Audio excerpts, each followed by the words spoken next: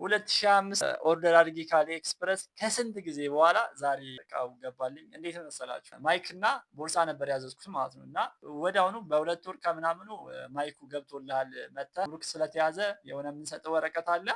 ከዛ እዛ ሂደህ አስለቅቀህ ምናምን ትወስዳለህ ምናምን አሉኝ። ፖስታ ቤት ማለት ነው። ከዛ በኋላ የፈጠነ ፖስታ ቤት ሄድኩኝ። ይኸው ላስቀምጥላችሁ። ይሄ ነው እቃው ያዘዝኩበት።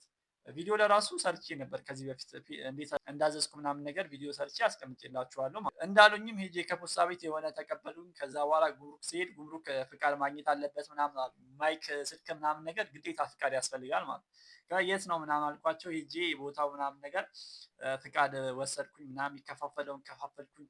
ከዛ መልሼ ጉምሩክ ሄጄ ማለት ነው ቀጥታ የሚከፈለው ነበረ ቀረጡን ከፍዬ ምናምን ነገር በቃ ይደወልልሃል፣ ፖስታ ቤቶች ይደውልልሃል፣ የዛኔ መጥተህ ትወስዳለህ ምናምን ነገር አሉኝ። ኦኬ ምናምን አልኩኝ። መጣሁ። ከዛ ብጠይቅ ፖስታ ቤት ሂጄ እንደዚህ እንደዚህ ኧረ አልመጣም በቃ እዛው ጉምሩክ ሄደህ ጠይቅ ምናምን እዛ ድረስም አልሄድም ምናምን ነገር ብዬ ትቼው ምናምን ነገር ተስፋ ቆርጬ ነበር። ከዛ በኋላ የሆነ ሰዓት ላይ አሁን በቅርብ ሰዓት አርብ ቀን ተደወለልኝና ከፖስታ ቤት እቃው ደርሷል መጥተህ 50 ብር ከፍለህ ውሰድ ምናምን ነገር አልተመቸኝም ነበር። ዛሬ ሄድኩኝና የሚከፋፈለውን ከፍዬ 50 ብር ክፈል የተባልኩት ልጅ ወደ 200 ምናምን ብር ከፈልኩኝ። ከዛ እጄ አስገባሁኝ ማለት ነው እቃዬ። ግን የሚያሳዝነው ነገር ካዘዝኩት 2 እቃ ይሄኛው ብቻ ነው የደረሰኝ ማለት ነው። ቦርሳው እስካሁን አልመጣም።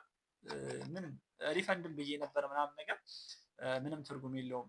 እና ምን ልላችሁ ነው የፈለግኩት ያው የምታዙትን እቃ ምናምን ነገር ጉምሩክ ይያዝ አይያዝ በደንብ ቼክ አድርጉ ለማለት ነው። ሌላኛው ደግሞ ማለት ነው ይህንን እቃ ያዘዝኩት ማለት ነው ኦንላይን በሰራሁት ብር ነው። እና ልክ እንደ ቲክታክ አይነት ፕላትፎርም ነው። እኔ ጋር አብራችሁ መስራት የምትፈልጉ ካላችሁ ቴሌግራም ላይ ትመጣላችሁ፣ ሀይ በሉኝ፣ አናገራችኋለሁ።